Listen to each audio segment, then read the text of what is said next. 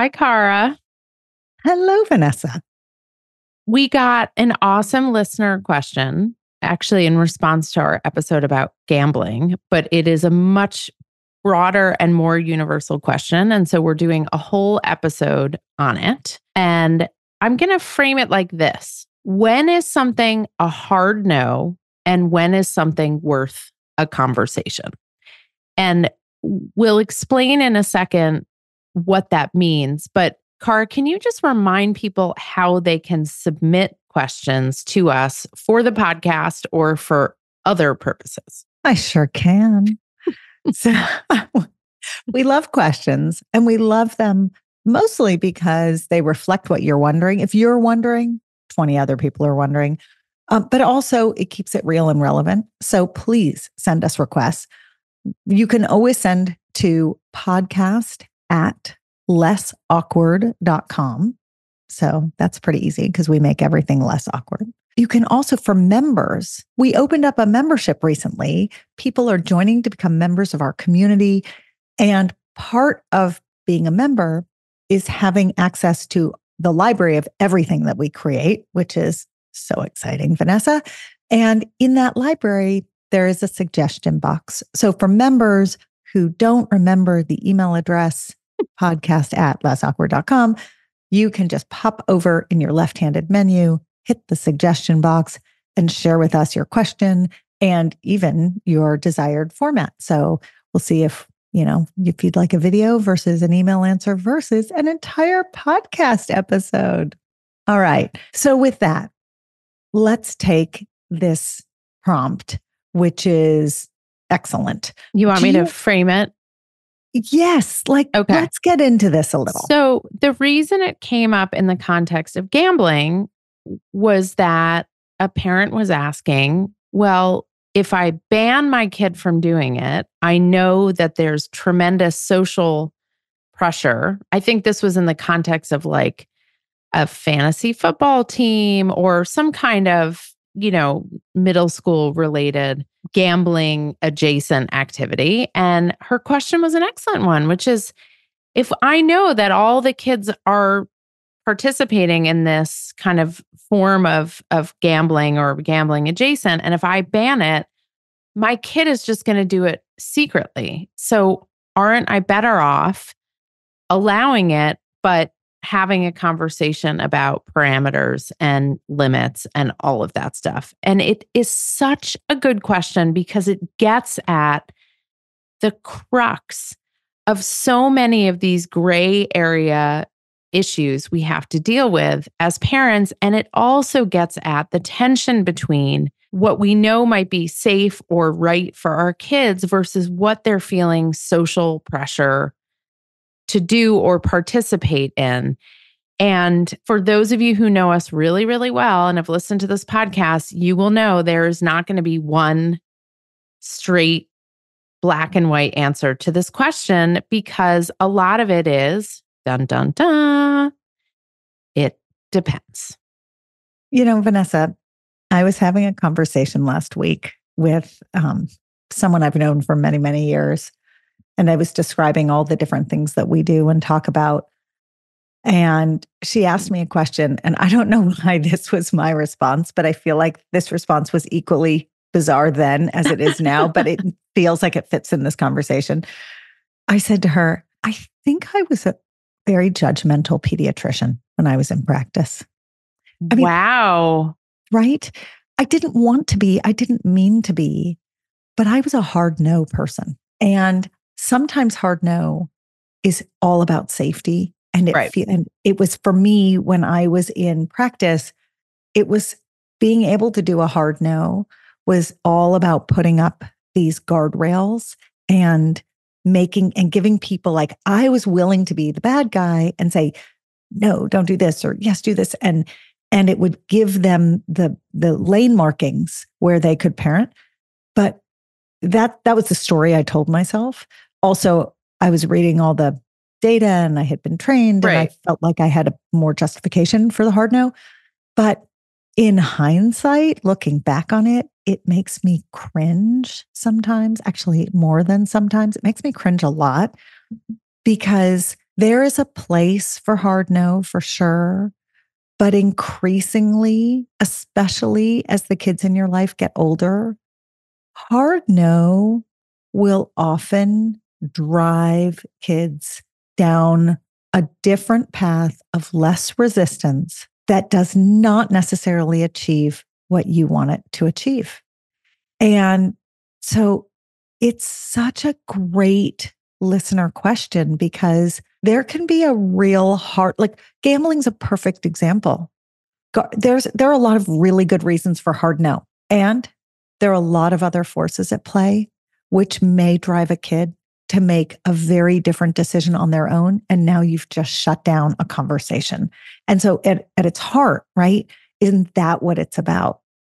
So first of all, that's why I love you so much, because you're willing to admit when maybe you've shifted perspective, and that in our long journey towards becoming the, paradigm of adults that we will someday become in 40 or 50 years, God willing.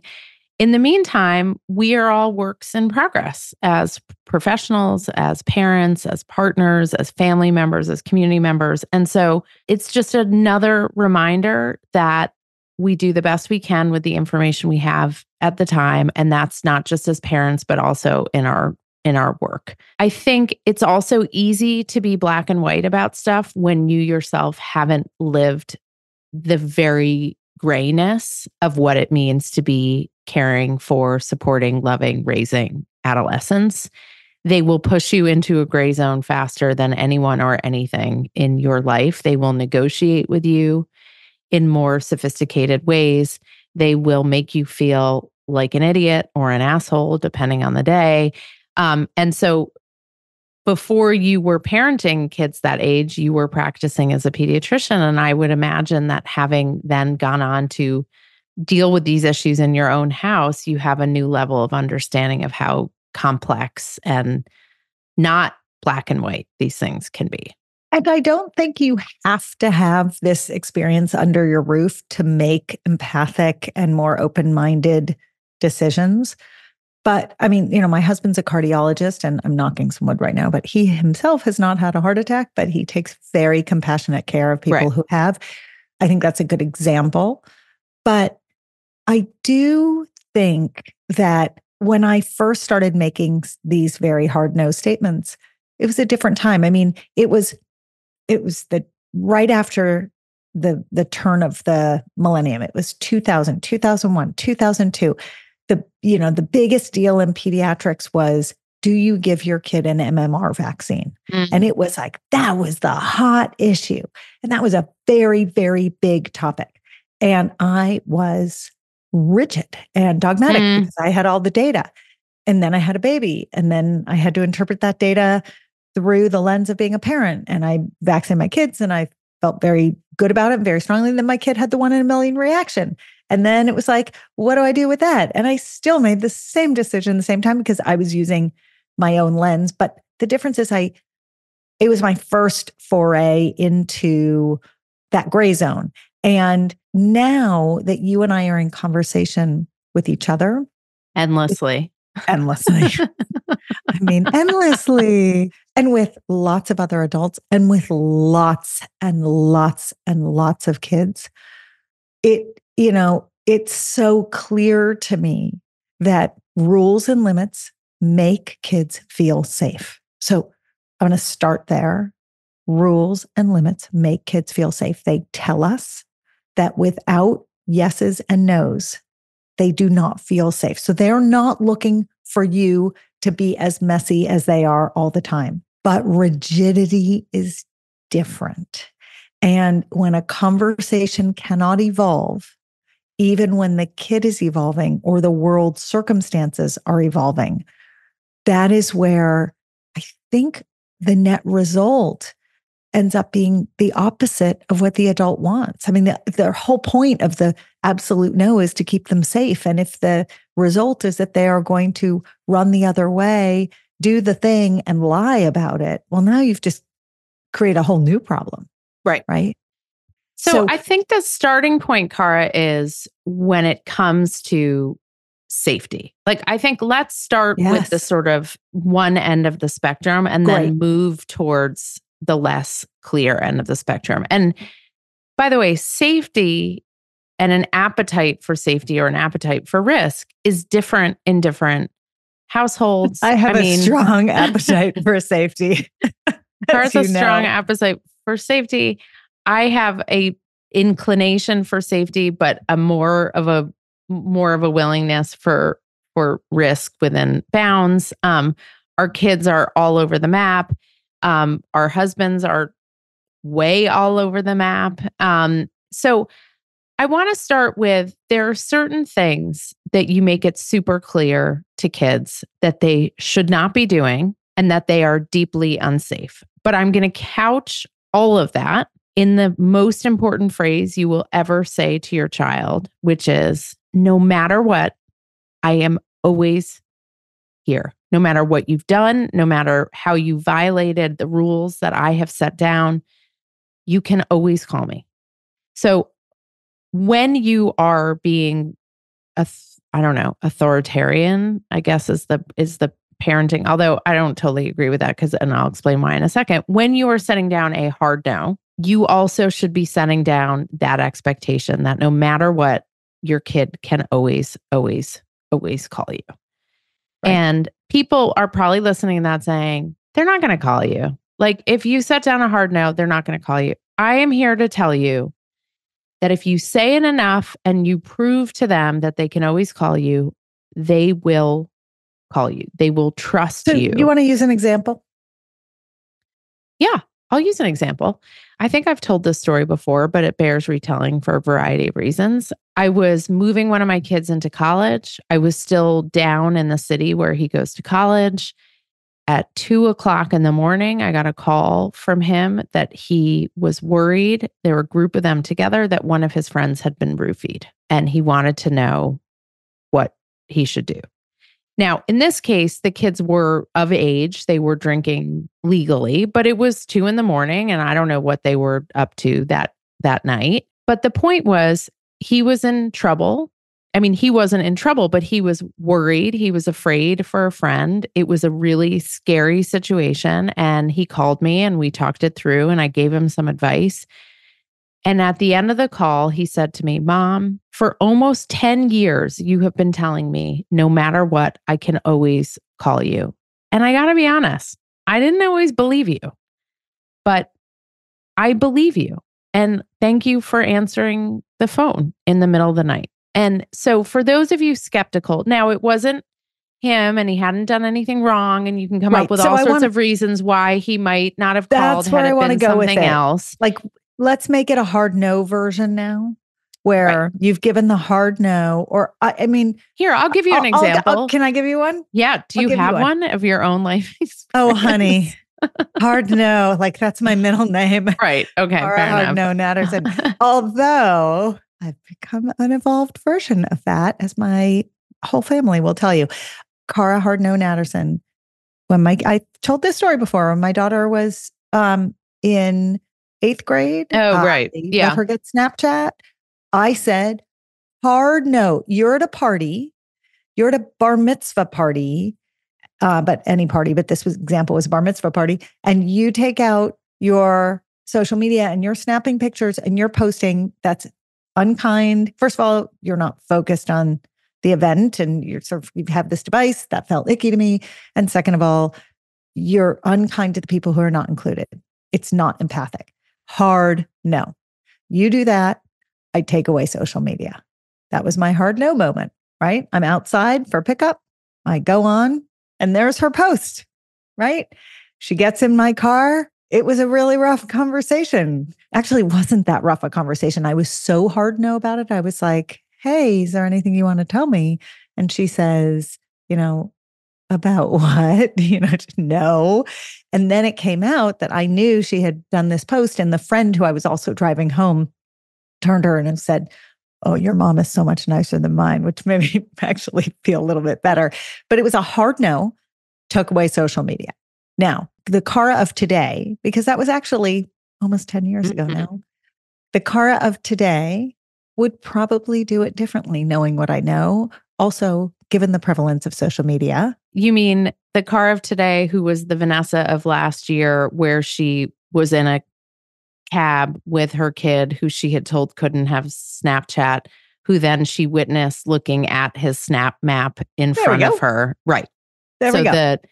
The shutting down, and we talked about this on an episode, and I won't spend too much time on it. If you want to go back, the episode is called Snapchat Snafu, and we go in depth about this particular issue. But it gets at this very question, which is, I did a hard no. I didn't engage in conversation with my kid.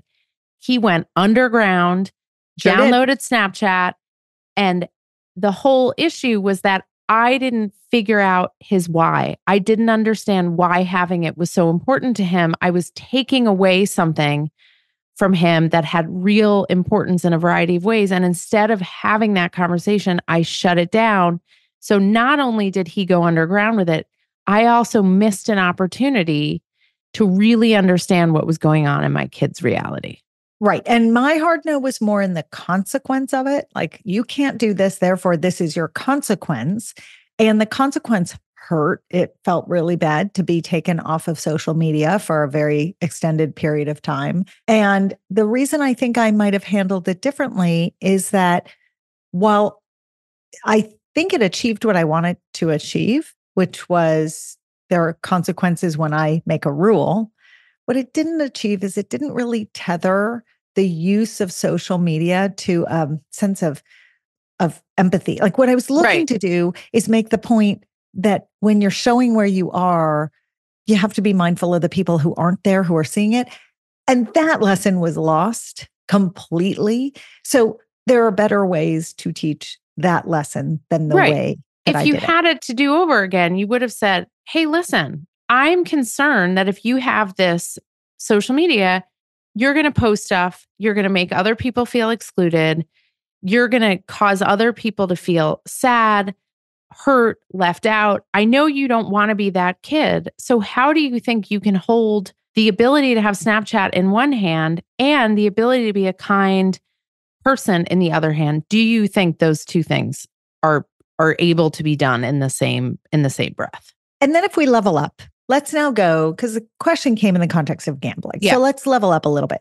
The way that conversations seem to work most successfully in my life, I think in your life too, and certainly in the lives of a lot of the people I know, is using the Marsha Brady way in, right? Mm-hmm. Which is, do you have a friend who, or tell me about what's going on for your friends regarding, fill in the blank, whether it's gambling, whether it's, porn, whether it's drinking, whether it's like any of these things that feel scary, these topics that, by the way, are universal truths for kids. They're things kids are going to face. So we shouldn't see them as universally scary. We should see them as opportunities for lots and lots of conversation, maybe scary conversation, but important conversation. But, the most successful way in is not the way in that involves pointing a finger. Right. This is 101, Psych 101. It's the way in through the side door. Tell me about your friends. But what's interesting about this way into the conversation is that it does two things. The first thing is it forces you as the adult listener to actually be a listener. And this is a hard skill to acquire over time. And we give this advice all the time, but the actual ability to zip it and listen to what a kid has to say, it's a skill that takes learning and a lot of practice. And if it's a high stakes issue, you, the adult listener, are going to be super interested in the answers to a lot of your questions. Cara, let's give an example for people with a higher stakes and pretty common issue that comes up. Let's do sending nudes, for example. So you want to be the kid and I'll be the adult? Yep. Okay. I am extremely concerned about what I'm reading about kids and social media and nudes. And I just want you to know, if I ever find out that you have sent a nude or received a nude or participated in a group chat where there's a nude, your phone is gone. your Xbox is gone, and you are grounded for a month. Well, that's fine. And I would never send a nude of myself. But, you're being very judgmental about my friends who might feel really good about their bodies and might want to share a picture of themselves. And it's adults like you that shame kids and make kids' self-esteem really drop. And I just want to say to you, Mom, that I think it's really thoughtless and really unkind for you to shame my generation. Oh, don't be so ridiculous. I mean, it's child pornography. I don't understand what the discussion is here. Like, you're being absurd. Kids should not be sending naked pictures. It's inappropriate. Well, I mean, first of all, I don't know if you know this because you are in a relationship right now, but parents who are on dating apps are sending nudes all the time. No. All the time. I have friends who have seen the nudes that their parents receive. It is so. And by the way, you want to talk gross? That's gross. Like, I did that because I'm 14. I know, that was very. So what I didn't model there, because I was too busy imitating a deeply indignant adult, was show the room for coming down from my high horse. But Kara's comments about being judgmental, about not understanding the generation, about applying unrealistic standards, about not reflecting on what my own peer group is doing can be applied to everything from edibles and weed to alcohol consumption and behavior around alcohol.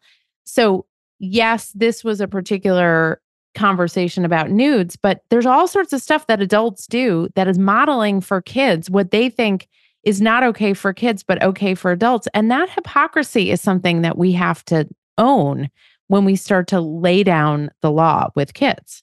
Right. I mean, so I didn't know how you were going to toe into the scenario. I wasn't sure if I was going to be the 14-year-old who had sent a nude.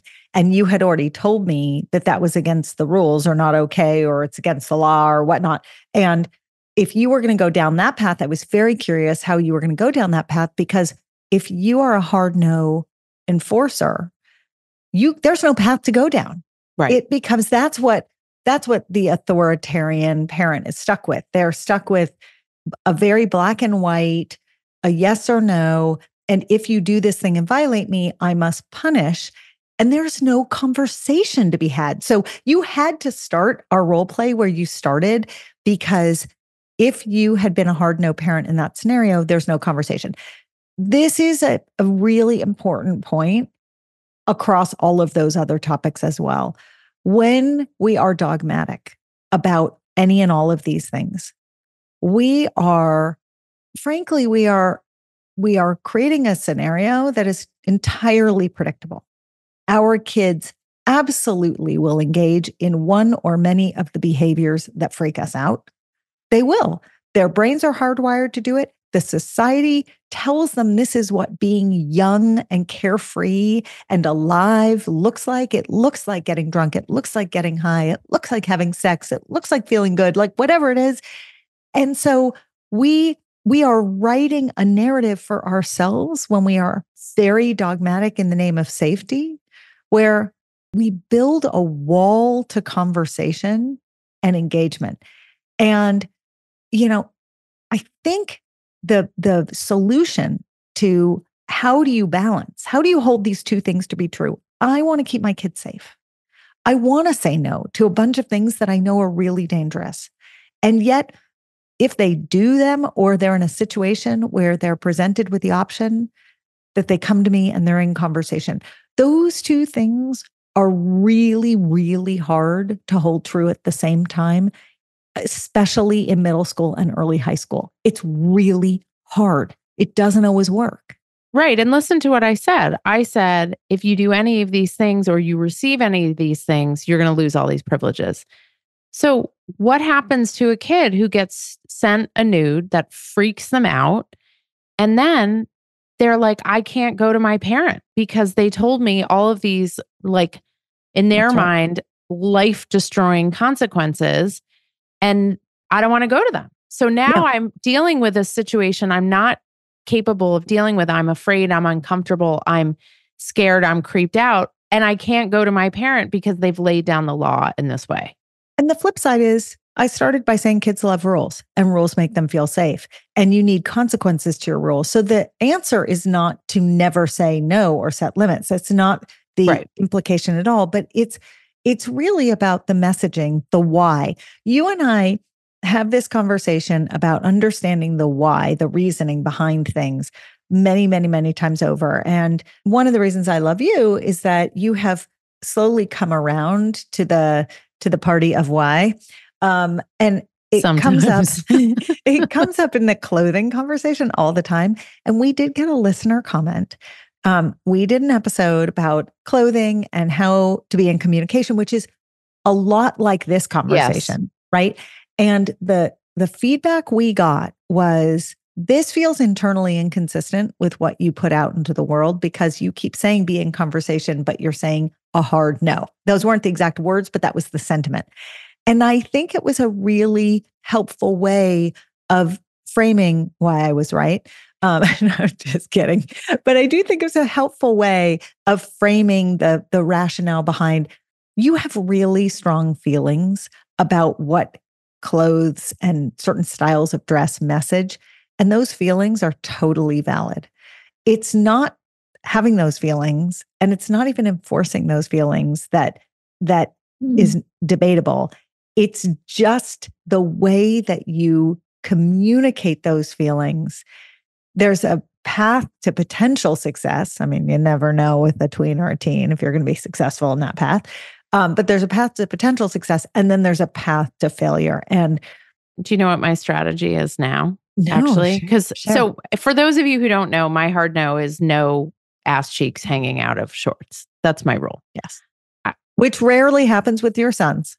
Which doesn't really it rarely although dolphin shorts are making a comeback though. So I'm just saying. But for those people who feel like it's internally inconsistent, we are human beings, and there are certain things that are just beyond our comfort level. And having grown up on the East Coast in schools and communities with dress codes and certain expectations, that's where my comfort level sits. Having said that, the reason I care so much is actually not about the ass cheeks. It's actually about having tight shorts up against a kid's genitals for hours on end, and the discomfort and the fungus, the chafing, the sweat, the yeast infections. And so my line now is like, hey, like, your vulva's got to breathe. You are suffocating your vulva. Like, you got to change into something else. And it's now a joke in our house. It's like, okay, I got to go let my vulva breathe. But yes, there was like a little bit of a why, but sometimes it's hard for us to articulate our why. And I want to actually I think that's a great why. Your vulva has to breathe. Your vulva has to breathe. That's everyone's vulva has to breathe. Although my grandmother didn't feel that way, because she said, your kishkis are going to get a cold. Oh my God. If my grandmother saw a kid with their butt hanging out of their shorts, that would be quite a day. But kishkis is Yiddish for like your innards. That's what kishkis means. I think those not fluent in Yiddish got it. I think they figured that out. But I want to go back to the gambling question, because it came from a middle school parent. I have a middle school kid, and I was dealing with the fantasy football. Now, the gambling wasn't about money. The fantasy football was about, like, the winner gets a privilege and the loser gets like a quote punishment. And I was, instead of saying, absolutely not, no way in hell, you are forbidden, I got curious. And I said, all right, so, like, tell me a little bit more about what the privilege is, what the punishment is, what are you guys talking about? And then I got the full picture. I got the punishments that were considered and the privileges that were considered. And one of the punishments that was considered was having to put icy hot on their balls. Yes. That is a very limbic system driven decision that is Correct. Not good for testicles. So what I said to my kid was, hey, I don't have a problem with you being in this league, and I get it. And it's basically, for those of you who are not aware, when certain groups of kids are in fantasy football leagues, it's literally all they talk about for months. Like when kids say, I will be socially isolated if I do not participate, they are not exaggerating in certain groups of kids in certain communities. So I wasn't about to say, no, you can't do it. But I did say, hey, that is an unacceptable punishment. It is not safe for anyone to have to go through that. It's really dangerous. If you're going to participate, the consequence of losing has to be different. So I drew a boundary. I explained why I drew that boundary. I didn't ban him from the entire experience, but I made it clear there were certain parameters that had to be set. And that was where I found my comfort level. So Vanessa, the hard no is really the only hard no. I think that's where we've landed. I think it's a parenting strategy of the past that has seen better days. And this is not to say that absolutes do not have a place in parenting. They do. Right. They and I do. I will give one example. You have a high school kid going to their first party and you say to them, you are never, ever to get in a car with someone who has been drinking or smoking or taking something. No matter what, ever, no matter what you've done, I can pick you up. You can get in an Uber, whatever it is. Like that is a hard no. It's about their life and their safety. And like, that is an absolute. And there are a few things like that where it's like, it's very clear and there's easy ways to address it and deal with it and fine. But unfortunately, as a parent, there's not that many circumstances that are so clear cut. And we can list a dozen things right now that are hard no, not negotiable. You may not touch a weapon in a home, right? By the way, this is why guns should be unloaded and locked and put away because hard no's don't always work. So you may not touch a weapon. You can never take a medicine that's not yours. You cannot swim, especially kids younger ages, cannot swim unsupervised, right? Like there's a whole list of hard no's. And yet I'm still going to land on the hard no is a thing of the past because a hard no implies there's no conversation around it. And even when it's a hard no, it deserves a conversation because we all have heard stories of the kids, or when we were growing up, the kids we knew who defied the hard no, and they ended up in a very dangerous, sometimes tragic situation. So in those instances where you have to draw a very clear line in Sharpie, still soften the no with some explanation, still connect dots for them so that they can understand. And we often talk about leaving your own baggage at the door, but this is one good example of a time when you can bring your stories in and say, this thing happened to me when I was growing up. I've never let it go. It's informing this decision I'm making for you. I'll give you a great visual.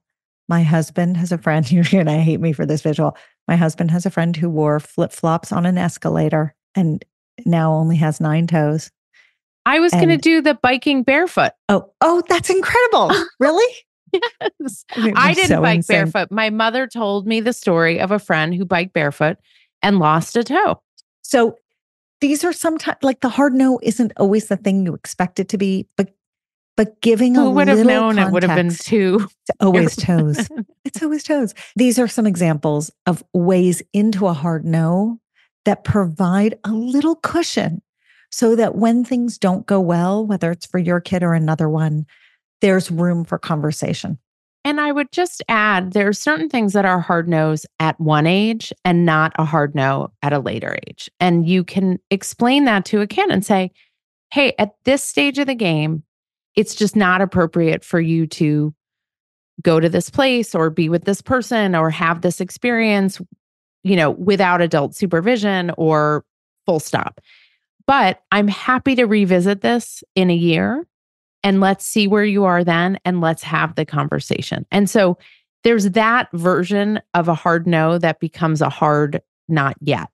And I think it's worth having that conversation with kids and getting at the stuff like, here are the things I need to see you being able to do in order for me to consider you being allowed to do this thing or have this experience. And all those things, you're setting up expectations, you're, promoting their individuality and their independence. There's lots of great stuff in laying down the stepping stones from a hard no to a hard not yet. And I think that is also a great way to instill confidence in a kid and make them feel empowered to move towards that place instead of feeling disempowered by the no.